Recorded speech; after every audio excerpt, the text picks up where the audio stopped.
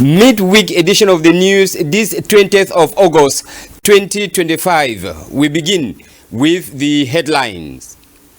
The collapse of a riverbank in Jitut neighborhood in the West region has caused the displacement of over 300 families.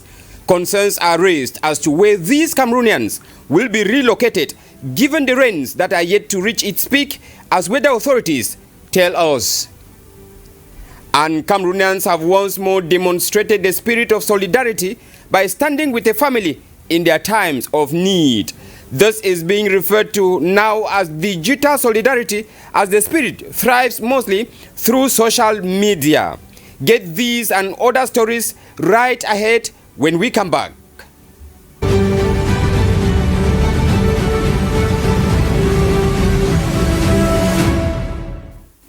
Good evening, ladies and gentlemen, and welcome to this primetime edition of the news. Here on DBS Television, we are live from our studios in Douala.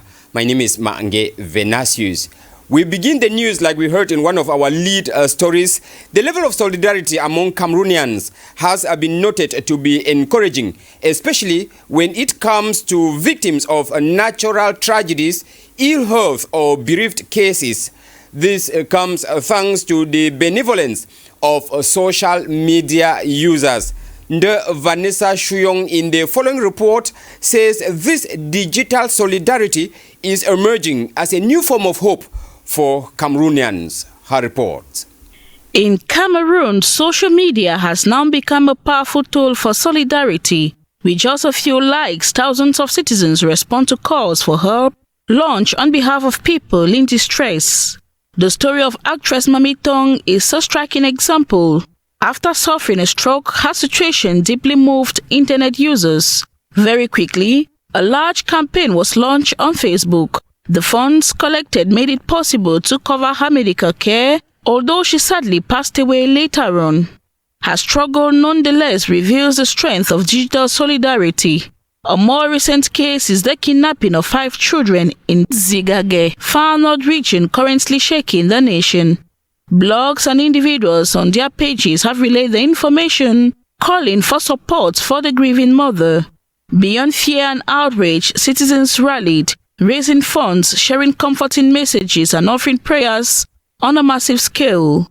For many, these acts reflect a profound shift in the way Cameroonians support one another. But this generosity is not without risk. Behind some appeals for solidarity are scams, causing more internet users to demand greater transparency and better monitoring of fundraising efforts. Nevertheless, these mobilizations restore faith in humanity. In a difficult economic context, they remind us that a simple gesture can save a life. Often criticized, social media in this moment becomes a breach of brotherhood among Cameroonians. A laudable initiative there from Cameroonians who remains each other's keeper. We take you to the West region, like we said in one of our lead stories. Over 300 families have evacuated from the Njitut neighborhood that is in the West region following a collapse of a river bank. This evacuation is attributed to a slow but increasingly apparent geological phenomenon, and it equally raises concerns about the site for their relocation. Let's have more with Rugiatu Buba in the following report. It's been more than 2 weeks since the collapse of the banks of a stream in the Njiptum neighborhood of Fumban, triggering widespread panic as cracks worsen on riverside houses. For several years, the municipal authority has been sounding the alarm about the risks in this area, but many residents have continued to build despite warnings that their village lies within a high-risk zone. The situation has intensified following 3 days of heavy rainfall, which exacerbated the existing vulnerabilities. Le problème maintenant, c'est que si on avait déjà un lopin de terre, ça ne va rien nous coûter d'enlever les tôles. Parce que tous les ustensiles et tout, on a panqué ça chez les gens. Maintenant, on ne peut pas enlever toute une maison, aller mettre chez les gens. Il faut qu'on trouve un lopin, on enlève directement, on met là-bas, on met la fondation, on commence seulement à élever, on enlève les tôles, on cogne. Donc c'est seulement ce qui nous reste. As a result, many families have begun to pack their things, facing the difficult decision of leaving a village where their ancestors were born. Numerous once beautiful buildings have turned into traps constructed without the necessary approvals from competent authorities. This raises urgent questions about the relocation of nearly 500 families. Although a site was identified for them back in 2018, it remains blocked by traditional authorities. C'est la maison de mon grand frère, même père, même mère. Il a construit ça, ça fait pas 5 ans. Il a tout investi. Il était en Europe. Il a tout investi là-dedans. Maintenant, il rentre rester au pays. Il n'a plus de maison. Il est allé louer avec sa famille. Ils ont abandonné tout ça pour aller louer. Ça fait vraiment mal. In the midst of this crisis, the mayor has been actively engaging with families, providing encouragement and support. The development she has initiated in Fumban 3 may offer some hope for those affected. Like an angry monster, this march seems poised to wreak havoc in its quest for restoration, leaving the residents of Njipto in a precarious situation. And from that sad, beautiful story in Fumban, let us talk politics. The October 12 presidential flag bearer for Univer Party, Barrister Akere Mona, has petitioned the Constitutional Council to invalidate the candidacy of the CPDM flag bearer, Paul Biya. He is making claims to the Electoral Code as a base. We have details in this report. The political sphere in Cameroon is witnessing another headline story, with Barrister Akere Mona petitioning the Constitutional Council to invalidate Paul Biya's candidature for the October 12 election. This international lawyer, himself a candidate for the October polls, is citing Article 118 of the Electoral Code as the grounds on which Biya's ineligibility stands. If legal instruments are anything to go by, then the Electoral Code, cited by the barrister on Section 129, gives 2 days for all pre-election petitions to be brought before the Constitutional Council by any candidate relating to the rejection or acceptance of any candidate by the Electoral Board of Elecam. The Constitutional Council just rounded up all pre-election litigations.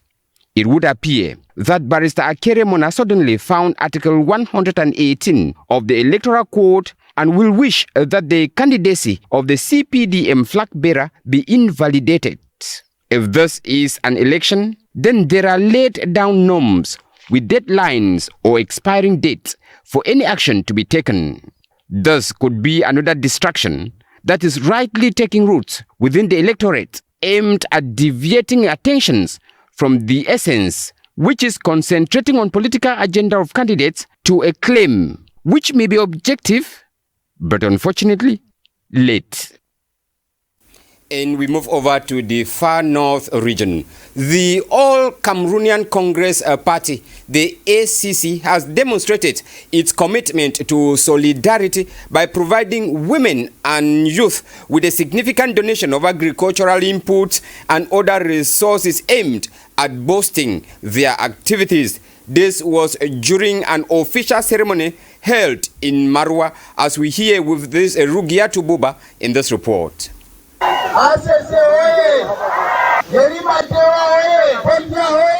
The All Cameroonian Congress, the ACC, a new political party, has publicly declared its support for President Paul Biya's candidacy. Through a recent gesture of solidarity, the party aims to assist the vulnerable communities in the far north region, Marwa.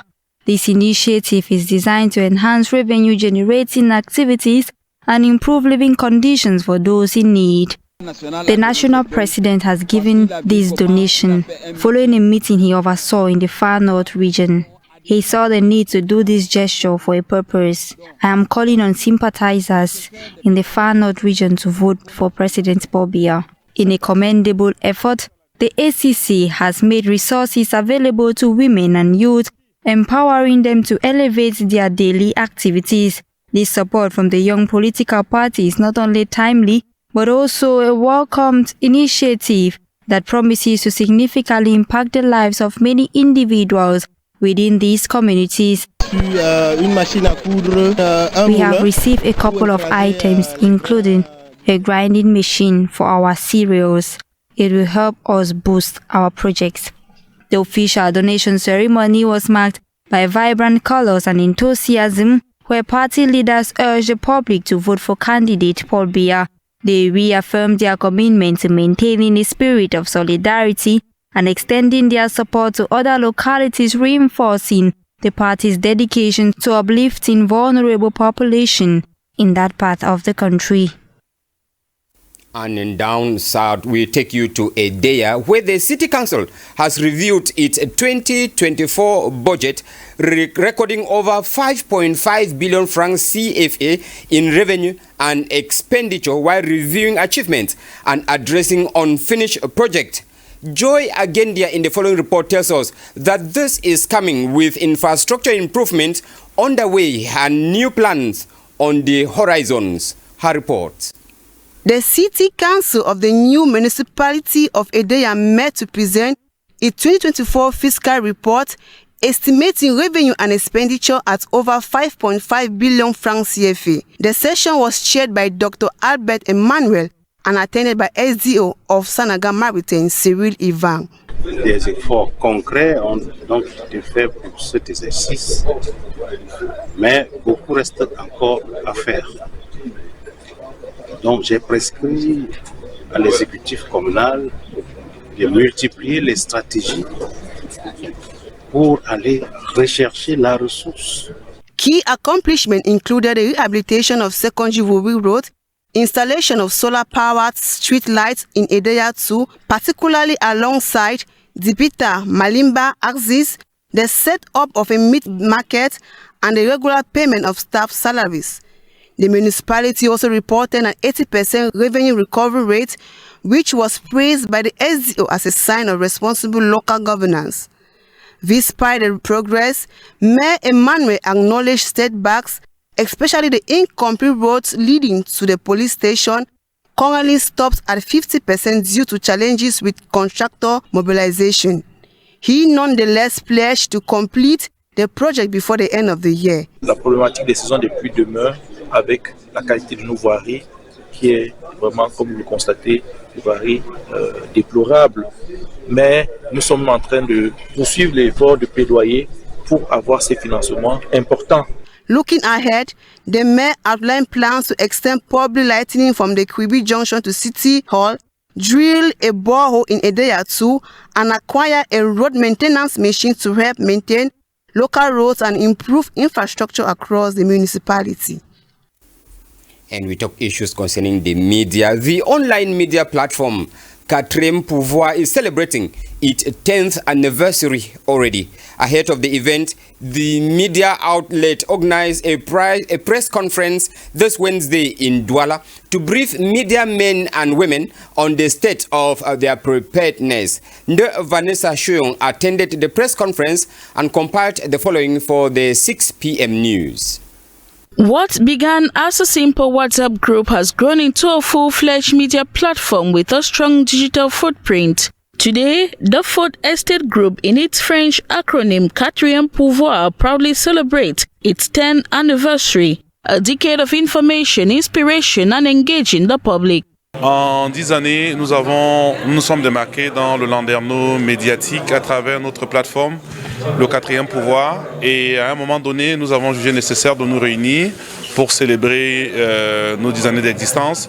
To mark this milestone, members of the press were invited this Tuesday, August 20, 2025 in Douala, where the celebration calendar was officially unveiled. Les activités majeures sont connues. La conférence de presse plante le décor de ce qui va arriver.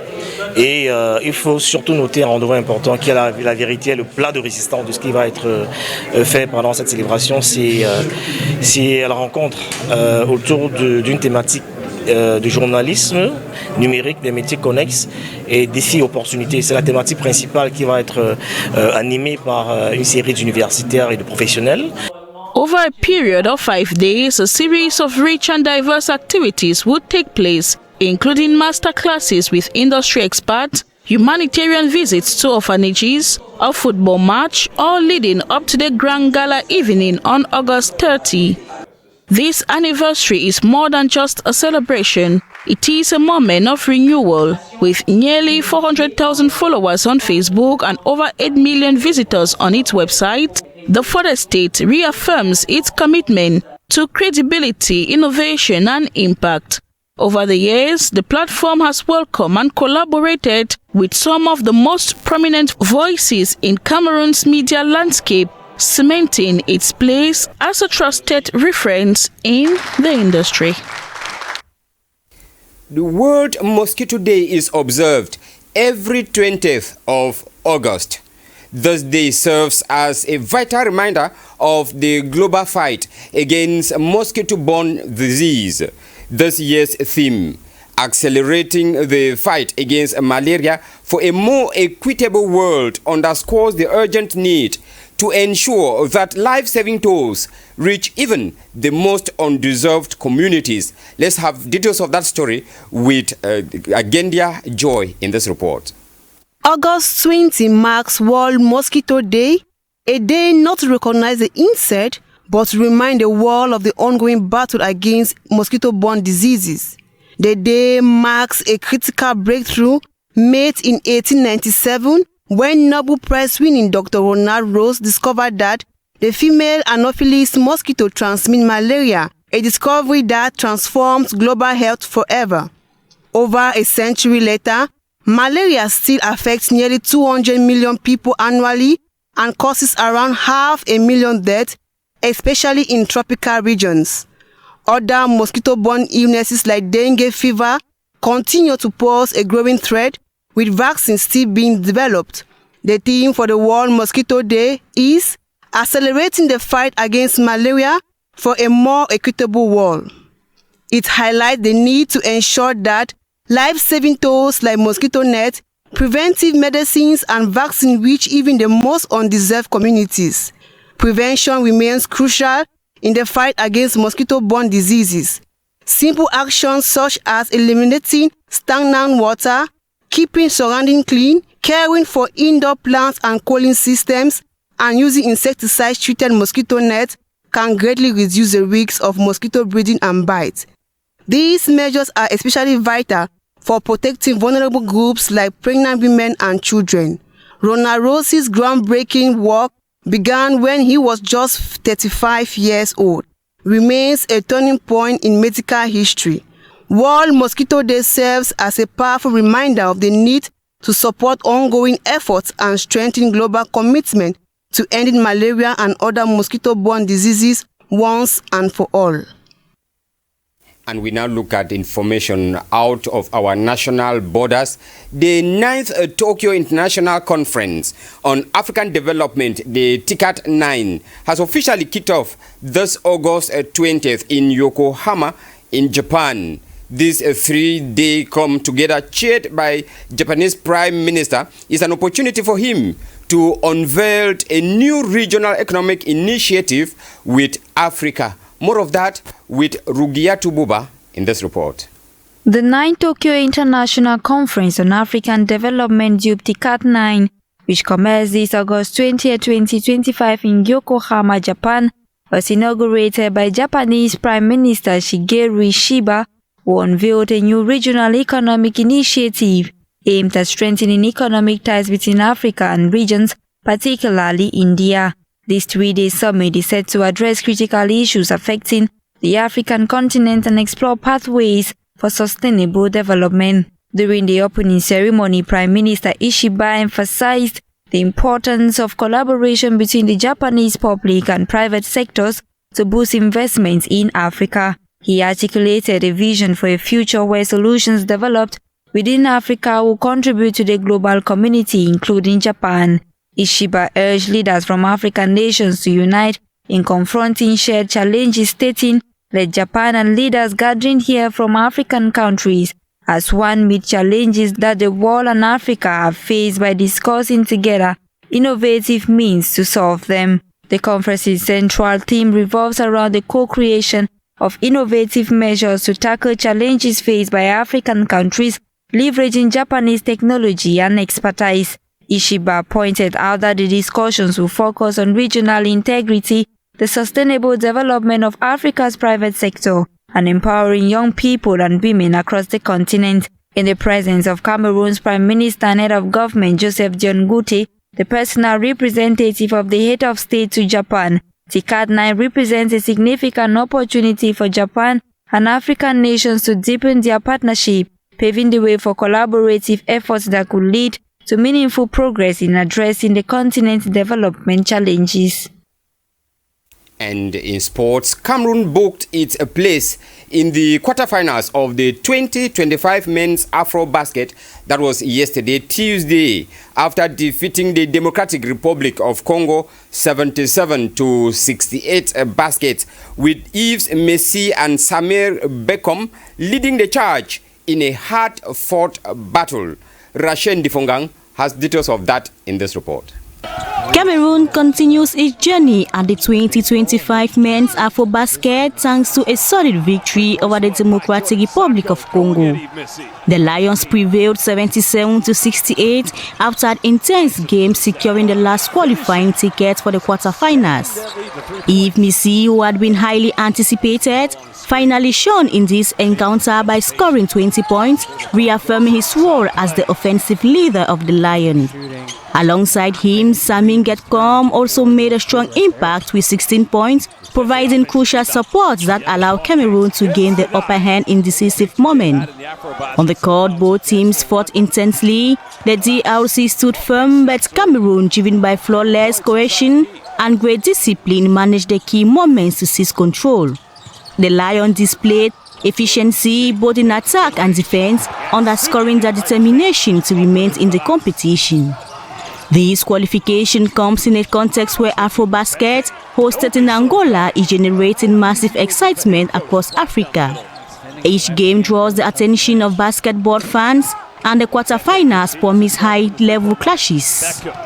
Cameroon must now prepare for a major challenge. Their next opponent will be Egypt this Thursday, August 21 at 4 p.m. A decisive match for a spot in the semi-finals. The Pharaohs are regarded as one of the serious contenders for the title, giving this duel special significance for the Lions, who are expected to confirm their performance and aim even higher in the tournament. And that is all we had time for this midweek edition of the news this Wednesday, August 20th. Another edition of the news will be coming up at exactly 7:45 p.m. This time in the French language with Ludovic André Malagal. I'll be back again tomorrow for what would have made news when it would be 6 p.m. Until then, have a blessed evening and goodbye from all of us here.